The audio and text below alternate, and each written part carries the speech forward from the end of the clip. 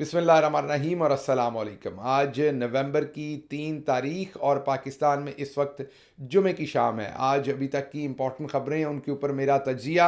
सबसे पहली खबर, असद कैसर साहब को अगवा कर लिया गया है। जी हाँ, असद कैसर साबिक स्पीकर नेशनल असम्बली, उसके साथ साथ वो के पी के की असम्बली के भी स्पीकर रहे हैं माजी के अंदर। सीनियर लीडर हैं पाकिस्तान तहरीक इंसाफ के। उनको उनके घर से अब से कुछ देर पहले अगवा कर लिया गया है।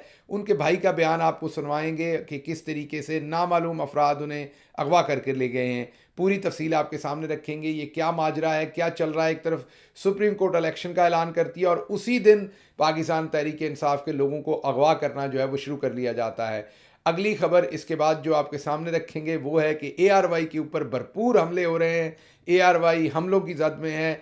इस टाइम सोमनाथ का मंदिर बना हुआ है ARY। जिस तरीके से महमूद गजनवी साहब ने बार बार सोमनाथ के मंदिर के ऊपर हमले किए थे, बार बार ARY के ऊपर हमले हो रहे हैं। देखते हैं अब आगे क्या होता है। चौधरी गुलाम हुसैन, पाकिस्तान का एक बड़ा नाम, पाकिस्तान की सहाफ़त का बड़ा नाम, कोड़े खाए, जेलों के अंदर रहे। 21 दिन तक चौधरी साहब लाहौर के किले के अंदर एक ऐसे जिंदान के अंदर बंद रहे जिसमें ना कहीं हवा थी ना रोशनी थी। एक तह खाने में उन्हें फेंके रखा। ये मैं ज़माना बता रहा हूँ, पुरानी डिक्टेटरशिप के ज़माने में, उनकी जवानी के दिनों में हमेशा पाकिस्तान की बात की, हमेशा मुस्बत बात की। आज उन्हें ARY से ऑफ एयर कर दिया गया है। इससे पहले अरशद शरीफ के लाडले, उनके छोटे भाई, उनके प्रोड्यूसर अदील राजा को नौकरी से हटा दिया गया ARY से। उससे पहले काशिफ अब्बासी साहब जो हैं वो रुखसत पे हैं। ARY के साथ जो हो रहा है वो सबके सामने है। इसके ऊपर तफसीली बात करेंगे ये क्या है। और आज सुप्रीम कोर्ट ने जो फैसला किया है उसमें भी बदकिस्मती से हमें नज़र आ रहा है कि मीडिया पर ही पाबंदी लगा दी है। इलेक्शन का ऐलान तो हुआ है, वो तो अब ज़रूरत थी क्योंकि IMF आ गया है पाकिस्तान के अंदर, उन्होंने भी इलेक्शन का ही पूछा है। लेकिन आज के सुप्रीम कोर्ट के फैसले में बहुत सारी ऐसी चीज़ें जिनके ऊपर आपको नहीं पता होना कि आपने हंसना है कि आपने रोना है। लेकिन मीडिया के ऊपर पाबंदी लगा दी है आज की अदालत ने कि आप बात नहीं कर सकते। मीन जो कार्रवाई हमने कर दी है, इसके बाद आप बात नहीं कर सकते इलेक्शन के ऊपर। ये क्या माजरा है, ये आपके सामने रखेंगे। फिर आखिर पर आपके सामने रखेंगे कि किस तरीके से इलेक्शन कमीशन का जो ऑफिस है, इलेक्शन कमीशन का जो अदारा है, फंस गया बुरी तरह से आइन शिकनी के अंदर। बचना मुश्किल है। आज नहीं तो कल फंदा कभी ना कभी गले में पड़ेगा इस अदारे के। क्या हुआ है, ये क्या माजरा है, ये आपके सामने रखेंगे। सबसे पहले पहली खबर की तरफ आते हैं, लेकिन उससे पहले आपको याद करवाऊंगा कि अगर आपने अभी तक इस चैनल को सब्सक्राइब नहीं किया तो कीजिए, ताकि हमारी आवाज़ और दूर तक जाए और तवाना आवाज़ बन सके हमारी। पहली खबर है जी कि आज असद कैसर साहब को अगवा कर लिया गया है। पाकिस्तान तहरीक इंसाफ के सीनियर रुकन हैं और सीनियर लीडर हैं। उसके साथ साथ नेशनल असम्बली के स्पीकर रहे हैं। बड़े वो सुलझो किस्म के सियासतदान हैं और पहले भी उनसे प्रेस कॉन्फ्रेंस करवाने की आपको याद होगा खबरगिरी रही है। जब खटक साहब ने किया तो उनको भी साथ लेके जाया गया था, उन्होंने प्रेस कॉन्फ्रेंस से मना कर दिया। उनके भाई ने अब से कुछ देर पहले मैसेज एक रिकॉर्ड करवा के छोड़ा है कि उनके भाई को अगवा कर लिया गया है। उनके भाई को उनके घर से सादा कपड़ों में मलबूस नामालूम अफराद उठाकर ले गए हैं। अब पता चला है कि उनके ऊपर कोई एंटी करप्शन का मुकदमा किया गया है। कोई मेडिकल कॉलेज है या हॉस्पिटल है जिसके अंदर कोई मेडिकल का इक्विपमेंट आया है। वो पता नहीं असद कैसर का उससे क्या लेना देना मेडिकल के इक्विपमेंट से। बहरहाल पकड़ के जो उस ज़िले के अंदर कोई ख़रीदो फरोख्त हुई होगी, असद कैसर साहब का कोई लेना देना है या नहीं है, उसमें उठा के उनको डाल दिया गया है। ख़रीदो फरोख्त की होगी KPK गवर्नमेंट ने, जिसके चीफ मिनिस्टर थे महमूद खान। पकड़ना चाहिए उनको अगर कोई गलत काम हुआ, लेकिन क्योंकि वो अगवा बराए बयान दे चुके हैं, अब उसका सारा नज़ला जो है वो असद कैसर पे डाला जाएगा। जो भी गलत काम महमूद खान ने किया होगा या नहीं किया होगा, नहीं भी किया होगा तो बना के उसका पूरा नज़ला जो है वो असद कैसर के ऊपर डालने की कोशिश की जाएगी। वजह सिर्फ एक है कि असद कैसर से अब बयान लेना है, अगवा बराए बयान। और ये बहुत ही बदकिस्मती की बात है कि किस तरीके से ये तमाम लोग ज़मानत पर थे और जस्टिस तारिक मसूद जो सुप्रीम कोर्ट ऑफ पाकिस्तान के जज साहब हैं, उनके बेंच ने इनकी ज़मानतें जो है, इनको एक मुकदमे में गिरफ्तारी, तमाम मुकदमों में गिरफ्तारी समझा जाने वाला फ़ैसला और एक में ज़मानत, तमाम में उस टाइम ज़मानत समझा जाने वाला फ़ैसला उन्होंने हटा दिया।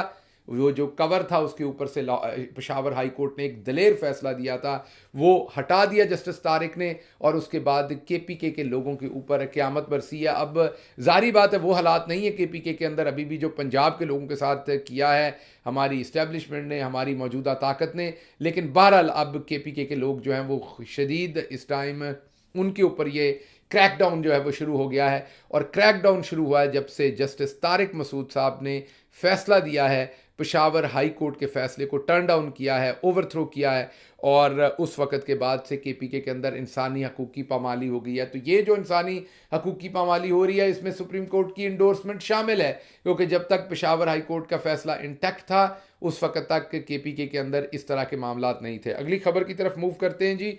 अगली खबर है एआरवाई तो लग रहा है जैसे सोमनाथ का बंदर हो, क्योंकि बार बार उसके ऊपर हमला आवर हुआ जा रहा है, बार बार हमला आवर हुआ जा रहा है। एआरवाई है कि उसको सांस नहीं लेने दिया जा रहा, बार बार उसके ऊपर कभी एक शख्स के बारे में डिमांड है, कभी दूसरे शख्स के बारे में डिमांड है। याद होगा आपको 9 अगस्त को एआरवाई को तकरीबन 1 महीने से ज़्यादा वक्त के लिए सील कर दिया गया था, बंद कर दिया गया था, जब मुझे गिरफ़्तार किया गया था, अमाद यूसुफ को गिरफ़्तार किया गया था और अरशद शरीफ को मुल्क छोड़ के जाना पड़ा था, और उसके बाद अरशद शरीफ को शहीद कर दिया गया। एआरवाई को एक और गहरा ज़ख्म मिला। उसके बाद आपने देखा कि एआरवाई की तमाम जो एडिटोरियल लाइन थी उसको ज़बरदस्ती चेंज किया गया। उसके बाद एआरवाई के अंदर से आपने देखा कि किस तरीके से काशिफ अब्बासी साहब का शो ऑफ एयर किया गया, कहा गया कि वो छुट्टी पे हैं, जो कि हमारी इन्फॉर्मेशन भी यही है कि वो अभी छुट्टी पे हैं, उनको किसी ने फारिग नहीं किया, उनको सिर्फ छुट्टी पे भेजा गया है। उसके बाद हमने देखा कि अदील राजा जो एक बेहतरीन जर्नलिस्ट हैं, अरशद शरीफ ने उन्हें ट्रेन किया।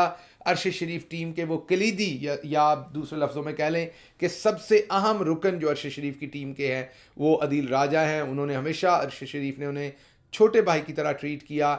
अदील राजा बहुत इनोवेटिव है, क्रिएटिव है, बेहतरीन काम करता है अपनी फील्ड में, और पाकिस्तान के अंदर जिद्दत जो लेके आए लोग अपने काम में, उनमें अदील राजा का एक बेहतरीन नाम है। तो पाकिस्तान के टेलीविज़न के अंदर जब टॉप प्रोफेशनल्स की बात हो अपने अपने एरिया के अंदर तो वो अदील राजा है। पता ये पड़ा है कि अदील राजा साहब जो ट्वीट करते हैं, जो अपनी राय देते हैं ट्विटर के ऊपर, उससे बड़ा शदीद मसला है, और उस वजह से अदील राजा को फारिग कर दिया गया है, एआरवाई से नौकरी से निकाल दिया गया है, ये सोचे बगैर कि पहले उनका बड़ा भाई, उनका मेंटर, उनका टीम लीड अरशद शहीद हो चुका है। उन लोगों के लिए पहले ही दुनिया में बहुत तंगियां हैं, लेकिन उसके बावजूद अदील राजा को अब नौकरी से फारिग किया गया है। ये कल की डेवलपमेंट है। आज चौधरी गुलाम हुसैन, पाकिस्तान के एक मायानाज बुज़ुर्ग सहाफ़ी जिनकी बहुत खिदमत हैं पाकिस्तान के लिए, जब डिक्टेटरशिप थी उनकी जवानी के दिनों में, आपको शायद ये ना पता हो कि चौधरी साहब हरावल दस्ते में थे, भुट्टो साहब के साथ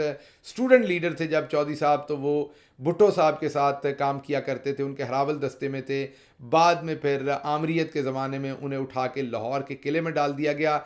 21 दिन तक वो एक ऐसे कमरे के अंदर रहे जहाँ पर ना रोशनी थी, कोई चीज़ नहीं थी, और उनकी वालदा पीछे से बहुत ही ज़्यादा परेशान रहीं।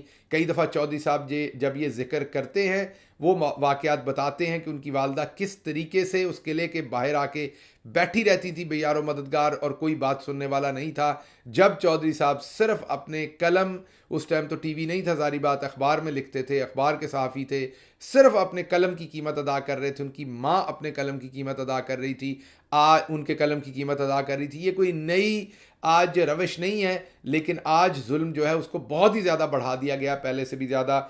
चौधरी साहब एआरवाई के ऊपर प्रोग्राम करते थे, उनको पहले एक तोहफ़ा दिया गया उनके साथ, आपको पता होगा, आपने देखा होगा टेलीविज़न की स्क्रीन के ऊपर, हमारी इस्टेब्लिशमेंट ने ज़बरदस्ती एक बंदे को वहाँ पर बिठाया और उनको उस प्रोग्राम के अंदर इंटर करवाया जिसको चौधरी साहब करते थे, और अब चौधरी साहब को ऑफ एयर कर दिया गया है, उनको हटा दिया गया है।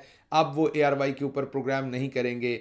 हैरानी की बात है, अब अगर मैं मुखातिब हूँ आपसे जिनके पास ताकत है, तो मुझे बहुत हैरानी की बात है, एक एक करके मुझ समेत जो आपकी आवाज़ थे, जो आपकी ताकत थे, जो आपकी पीठ के ऊपर जो छुरा मारते थे, उनका दिफा करते थे, जो आपका 360 एंगल के ऊपर आपके लिए, अपने मुल्क के लिए हमेशा अवेलेबल होते थे, एक एक करके उस शख्स को आप टारगेट कर रहे हैं, एक एक करके उस शख्स को आप नुकसान पहुंचा रहे हैं। समझ नहीं आ रही आप ये क्यों कर रहे हैं। मतलब चौधरी गुलाम हुसैन को आप आज हटा रहे हैं पाकिस्तान से, कौन दिफा करेगा कल आपका, आप मुझे बताइए। अरशद शरीफ हो गया, शहबाज गिल हो गया, चौधरी गुलाम हुसैन हो गया, लाइन है एक लंबी लोगों की जो कभी आपका दिफा करते थे। आपने उन्हीं को एक एक को चुन चुन के आपने निशाना बनाया। तो आपको ये पता होना चाहिए हुजूर, मैं बहुत ही एहतराम के साथ आपके सामने पेश करता हूँ, गुस्सा तो आपको बहुत लगता होगा लेकिन फिर भी बड़े एहतराम से आपके सामने पेश करता हूँ कि नवाज शरीफ ने सदा आपके साथ नहीं रहना। नवाज शरीफ की इंस्टिंक्ट जो उसकी जिबिल्लत है नवाज शरीफ की, उसके अंदर है कि उसने आपको हिट करना ही करना है, आज नहीं तो कल करना है। भले वो हिंदुस्तान के साथ मिलके करे, भले किसी और के साथ मिलके करे, तो तब कौन आपका दिफा करेगा? तलत हुसैन आपका दिफा करेगा, ये जिन लोगों को आप एआरवाई के अंदर रखवा रहे हैं ये आपका दिफा करेंगे, या आपको चौधरी गुलाम हुसैन जैसे जर्नलिस्ट अब दिफा करेंगे आपका? तो आपको तो अब खुद नहीं पता कि 6 महीने के बाद आपकी पॉलिसी क्या होनी है। आपकी 6 महीने पहले क्या पॉलिसी थी, साल पहले क्या पॉलिसी थी, और आज क्या पॉलिसी है, ज़रा गौर कीजिए। ये कितने कितने एंगल के ऊपर इसका यू टर्न हुआ है। तो क्या आपको लगता है कि अगले 6 महीने के बाद आपकी यही पॉलिसी होगी जहां पर आप खड़े हैं? तो फिर उस टाइम आपको कौन मिलेगा आपको दिफा करने वाला? जब आप अगर मुसीबत में होंगे, आपके ऊपर हमले होंगे जो नैरेटिव के बयानिए के, तो आपने तो अपने तमाम लोग जो आपके साथ मुखलिस थे, जो पाकिस्तान के साथ असल में मुखलिस थे, प्रो पाकिस्तानी लोग थे, मुहिब्बे वतन थे चौधरी गुलाम हुसैन की तरह के, उन सब के गले तो आप काटते जा रहे हैं, उन सबको तो आप नुकसान पहुंचाते जा रहे हैं, उन सब के दिलों के ऊपर तो आप छुरे लेके हमले करते जा रहे हैं। तो कल को आपके लिए कौन खड़ा होगा? खुदा का वास्ता है किसी और के लिए नहीं, अपने लिए सोचिए, अपने इदारे के लिए सोचिए, अपनी रेपुटेशन के लिए सोचिए। ये तमाम लोग आपके अपने हैं, इनके बारे में खुदारा सोचिए। उसके बाद अगली खबर आपके सामने, आज सुप्रीम कोर्ट का जो फैसला वो रखेंगे। अजीब ही बातें हुई हैं सुप्रीम कोर्ट के फैसले के अंदर। कुछ तो एक तो अजीब बात ये हुई है कि फैसला आज के इलेक्शन का था, और जो असम्बलियां तहलील हुई थी पिछले साल नवंबर के अंदर, उसको गैर आईनी लिखा। उसका कोई सवाल नहीं था, कोई जवाब नहीं था, कोई बात नहीं थी, कोई रेलेवेंस नहीं थी उस बात की। लेकिन क्योंकि सदर साहब को रगड़ना था, पाकिस्तान तहरीक इंसाफ को रगड़ना था, इमरान खान को रगड़ना था, तो आज सुप्रीम कोर्ट ऑफ पाकिस्तान ने उस मुकदमे का हवाला देके, उस इंसिडेंट का हवाला देके कि जब अदम एतमाद के बाद असम्बलियाँ तोड़ने के फैसले की सदर ने तौसीक की थी, तो वो गैर आइनी काम किया था, सिर्फ सदर को रगड़ा लगाना मकसद था। फिर सदर को आइन शिकन कह दिया गया, पता होते हुए कि सुप्रीम कोर्ट ने इसके ऊपर फैसले नहीं दिए। तमाम लोग इसके अंदर इन्वॉल्व हैं, लेकिन निशाने पर सिर्फ सदर आरिफ अलवी साहब को रखा गया है। सिर्फ और सिर्फ उनके बारे में आज भक्तियाँ कसी गई हैं और उनके बारे में फिक्राबाजी की गई है। सबसे बड़ा काम आज ये किया गया है कि जाते जाते मीडिया पर पाबंदी लगा दी गई है। जी हाँ, आज ये कहा गया है कि इलेक्शन के ऊपर पहले एक आइन तोड़ा गया, आपको पता है 90 दिन के अंदर इलेक्शन होना था, उस आइन को तोड़ दिया गया। अब 190 दिन के अंदर इलेक्शन हो रहा है, 90 की बजाय। तो इसका जवाब किसी ने नहीं दिया कि आइन किसने तोड़ा, किसी पे जिम्मेदारी फिक्स नहीं की गई, किसी को इसकी सजा नहीं दी गई, किसी से नहीं पूछा जाएगा इस बात का। लेकिन अब किया क्या जाएगा? अब अल्लाह के करम के साथ अब किया ये जा रहा है कि अब एक तो उसको कवर दे दिया गया है जाते जाते, और फिर क्योंकि आइन शिकनी को कवर दिया गया है, पता है कि हम बुरा काम कर रहे हैं, पता है कि इसके ऊपर बात होगी, पता है कि इलेक्शन के अंदर धांधली होगी तो लोग इसके ऊपर बात करेंगे, तो जाते जाते पाबंदी लगा दी गई है मीडिया के ऊपर कि आप इलेक्शन के बारे में कोई बात जो क्रिटिकल हो, जो तनकीदी बात हो, वो आप नहीं कर सकते। पहले भी काजी साहब ये कर चुके हैं, जब हदैबिया पेपर मिल्स के अंदर शरीफों को एक ऐसा रिलीफ दिया था काजी साहब ने जिसकी कोई पहले मिसाल नहीं थी जुडिशल तारीख के अंदर, तब भी मीडिया के ऊपर पाबंदी लगाई थी। इसको मीडिया गैगिंग कहते हैं। ये होता है मीडिया को गैग करना। आज दोबारा मीडिया को गैग किया गया है और तरीका ही अपनाया गया है कि जी अगर आपने इलेक्शन के बारे में कोई तनकीदी बात करनी है तो घर में बेगम के साथ कीजिए, बाहर मीडिया पे ना कीजिए। तो हुजूर अगर किसी की बेगम ना हो तो वो फिर किसी और की बेगम के साथ कर ले, मतलब क्या करे वो, ये सुप्रीम कोर्ट ऑफ पाकिस्तान ने आज नहीं बताया बदकिस्मती से, क्योंकि अब मामलात वो बेगमों तक ही ले गए हैं, तो फिर उनसे पूछना चाहिए कि जिसकी बेगम नहीं है वो किससे बात करे। तो बहरहाल मीडिया के ऊपर पाबंदी लगा दी गई है आज, और मकसद मुझे यही लगता है कि जो मीडिया के ऊपर पाबंदी लगाई है उसमें मकसद यही है कि कोई बात ना करे। पता जो है कि हमने किया क्या है, इस बात का बड़ा अच्छे तरीके से मालूम है कि हमने ये एक गैर आइनी चीज़ को अब कवर देने की कोशिश की है और उसके ऊपर हमारे ऊपर तनकीद होगी। फिर जाते जाते फैसले के अंदर ये भी लिखा गया है कि जी हम कुछ नहीं कर रहे, ये तारीख हमने नहीं दी, ये हमने हमने तो पंचायत का काम किया सिर्फ और सिर्फ। हमने तो जो है वो तमाम फ्रीकैन ने तारीख खुद डिसाइड की, भी अपने आप को बाहर रखा, इस गंदे काम में से अपने आप को बचाने की कोशिश की। ऐसा नहीं है हजूर, आपका कोई आपको पंचायत का सरपंच नहीं बनाया हुआ।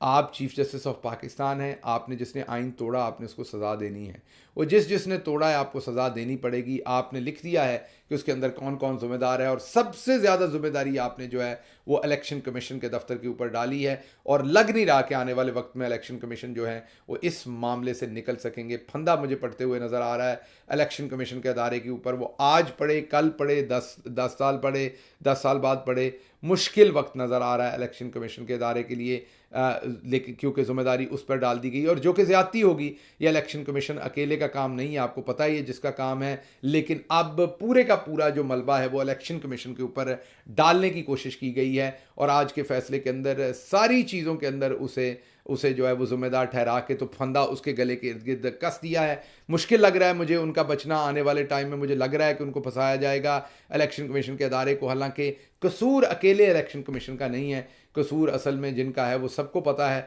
लेकिन उस तरफ को जाते हुए अदालतों के पर जलते हैं। तो अब इलेक्शन कमीशन को फिक्स कर दो, अलवी साहब को कर दो, किसी और को कर दो। तो बहरहाल ये आज की कार्रवाई थी। मीडिया के ऊपर पाबंदी है जी, बात नहीं कर सकती, करनी है तो बेगम से करें। और बाकी आपके सामने जो कुछ हो रहा है, कल मैंने आपको खबर दी थी कि पाकिस्तान तहरीक इंसाफ के ऊपर नया क्रैकडाउन किया जाएगा। अंदर की खबर दी थी कि लिस्टें बन गई हैं, सबसे बड़ी इंटेलिजेंस एजेंसी के पास वो लिस्टें पहुंच चुकी हैं, और लोगों को इलेक्शन लड़ने से मना करना या हटाना, मीन तहरीक इंसाफ के लोगों को, ये मकसूद है। देखें इसमें क्या होता है। इसके साथ ही मुझे इजाज़त दीजिए। अल्लाह आपका हामी और नासिर हो। पाकिस्तान जिंदाबाद।